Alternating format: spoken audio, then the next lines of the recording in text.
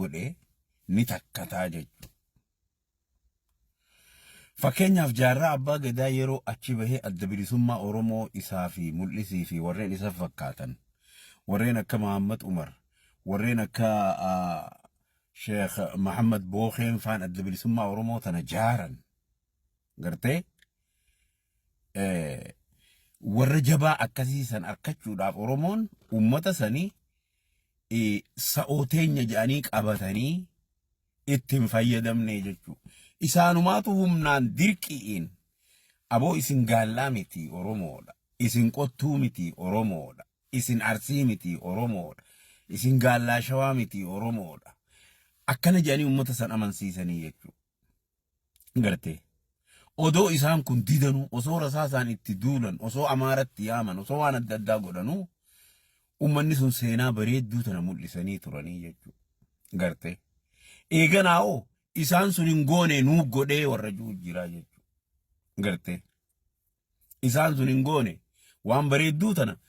isaan godhuun hin malle nuutu godhuun malee. Baramma isaan wanni amma jaarraa fi mul'isii fi gartee elemoo qilxuutii fi hayyoottiin jara kana dura dhaabbattu jarri kun hin goone jedhanii waan isaan godhan santu bareedduudha. Waan san ifiin moggaasuu fedhanii jechuudha. Gartee nu malee warra jiru kana. Kara biraatiin akkasitti wanni sun taatee jechuudha. Kara biraatiin har'aan tana biyya Itoophiyaa keessatti Itoophiyaan liidera bareedaa argatte. Liidera dhaabbatee biyyattii tana addunyaaniin qixxeessa harkiseetiin addunyaan qixxeessa jechuun liidera bareedaa akka addunyaan agartuttis akka nuti garuttis akka hayyootiin addunyaa arkanii tilmaamaa jiranittis Itoophiyaan har'aa liidera gayaa liidera bareedaa argatte. Ammoo nuti ummanni Oromoo waan ifirratti fi walirratti amantii fi abdii takka hin qabneef gocha gurbaan kun godhaa jiru hunda busheessaa jirra jechuudha. Hayyoottan Oromoo wanni jiru kuni ifitti amantiin qaban waan confidence ja'an takka waan sanirratti ifirratti amantiin qaban dura. Tan lammeessaa walirrattis amantiin qaban. Tan sadeessaa alagaarratti amantii qaban. Alagaarratti abdii qabanii jechuudha. Amma gocha gurbaan kun godhaa jiru kana gocha muummichi ministeera Itoophiyaa kabajamaan Dr. Abiy Ahmed Ali godhu jiru kana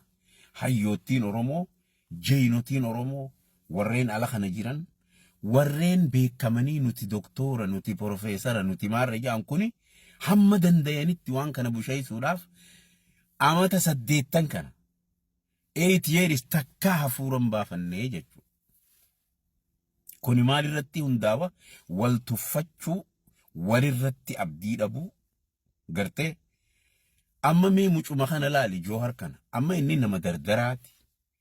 nama Oromoof waan bareedduu godhe wanni kun taate eega taate bakka san dhaquudhaaf dandeettiin qabu. I believe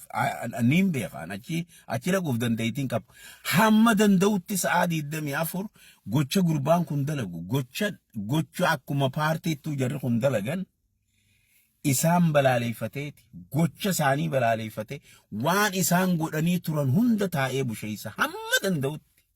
Amma waan kana ammaasi hayyoottan Oromootii fi ijoolleen Oromoo kan ala jiran warreen gaara jiran warreen waan kana haala adda addaa keessa jiran waan kana ni dhaabanii no never hin dhaaban. Yoo amma haasoysiisanii biyya keessa galchanillee daranuma isaan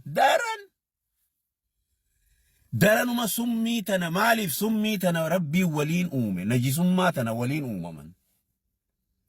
uumamanii wanni kun never irraan deemu irraayin ofa jettu maaliif dhukkuba uumamaan waliin dhalatan. Amma silaa bakka san amaarii tokko dhaqee caljaanii afaan amaaraatiin dubbannaan gurra bananii dhaggeeffatanii jechuudha. Maaliif walirratti waan amantii hin qabneef alagaarratti waan amantii qabnuuf waan alagaan nu bulchaa turteef bulchiinsa alagaa kana jala buluudhaaf muuxannaa waan qabnuuf waan alagaan dubbattu san gurra qeensinee dhaggeeffannaa jechuudha. Gabaabdumatti Dr. Abiy Ahmed Ali waan san ajjeesee jira. yoo jaynummaa rabbiin tan hongan qabne kanneef yoo dhaabbataa rabbiin kan hongan qabne kanneef yoo bareedumina rabbiin kan hongan qabne kanneef yoo dardarummaa nama umriin isaa amata 40 ilma dardaraati nama halkanii guyyaa Itoophiyaaf dalaguu irratti if duuban deebine jechuu nama sabaaf saboonni Itoophiyaa hundi isa bira wal qixaati ammas sabaaf saboonni Itoophiyaa hundi isa bira wal qixa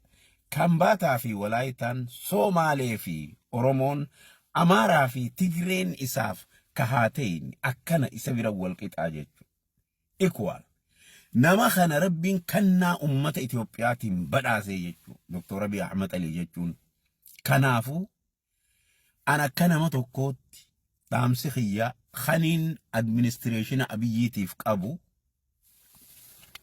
khaniin administreeshina Dr. Abiy Ahmed Aliitiif qabu akka nama tokkootti akka nama beekaa tokkootti akka nama waaxiin xaluutti akka nama hayyuu tokkootti awwanniin dhaamuuf keessaahu ummata sabaan Oromoo ta'an kana akka gaariitti hojjedhaaf irratti hojjedha ammoo hayyootan nuti qabnuu fi qabsaa'ota nuti qabnu beeku ummata nuti qabnu kana ignore godhaa irra jedha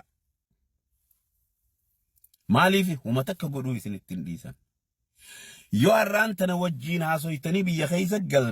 galchitan taa'aan nyaachisaa taa'anii nyaachuu dubbii qofa godhuu ummata hujiitii miti hin hojjetan ummata dalagaatii miti hin sossoohan ummata afaaniin usuu miti ummata waan isin hojjettan bar namni takkuma namaa quudhaa bar laal jechi quudhaa jedhamu isaan biran jiru hayyoottan Oromoo kana jecha quudhaa jedhamu kana dictionary isaanii keessa fattashte abadan nu mangartu ga ati wanni si barbaachisu you have to ignore them isaanii waliin dubbachuun qabdu walumaanuu haasa'uun qabdu takka takkaanaa galan yoo barbaadan kaloohee biyya gale amma Jowaar Mohammad yoo biyya dhaqe don't care waa takkan godhina ittis hin dubbatina iyyuun ka irraa nafne forever hanga du'utti numa iyya inni hayyoottan ala kana jiranoo warri akka Marree Gabbisaa, Inoo Gabbisaa, Iskaayil Gabbisaa, Marree Araarsaa, Marree Khunis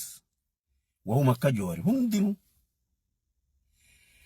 hundi isaanii warra jiruun isaanii paaswoordii gaafatte ummanni kun takkaniitii takkaa wajjin hin jiran joollee takka biraan agartu never bar guyyuma tokko akka khalaxaatti illee silaa namni joollee iskuulaa yaate ummanni ala jiru kun nogguu joolleen iskuulaa eebbifamte miidiyaarra oolanii miti footoo waliin kaanii congratulation nuun jaa ilma kiyyaatu eebbifamee ilma kiyyaa akkana ta'e bar waan akkasii silaa isaan biran numa garta never takka jaartii wajjin jirtu hundi isii jiruun isaanii paaswoordii gaafattee caafaqanii dadhaban seenu ummata sanii jechuu tanaafu ummata kana ignore godhaa bira dabraa sakandi ammallee waraanni bilisummaa Oromoo Harargee seenee jedhan amma kaleessan babarreessaa jechuu Jowaar Mohammad qorannee jala deemne waan saniis agarree waraanni seeneen jiru waraanuma duraan karaa olii kana Harargee lixaa tana jiruutu osoo gayyaatu warra cinaaksan gargaarre jettee osoo gayyaatu aadaa qabdu sangoote saamicha seentee jechuu akkasitti ummanni itti marsee harkaa qabanii waan guddaa miti sun gartee waan dilas nama yaachisuu miti san ummanni nu gartee aanaan laangayii fi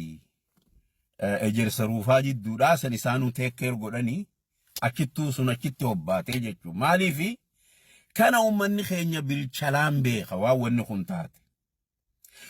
wanni kun taate irra deebineen himnuuf bilchalaan takka takka beekan ummata jaarree jira ummanni jaaramee jira we don't care about that shane Jowaar Mohammadii miti Abiy Ahmed Ali yoo deeggare success hin taatu shane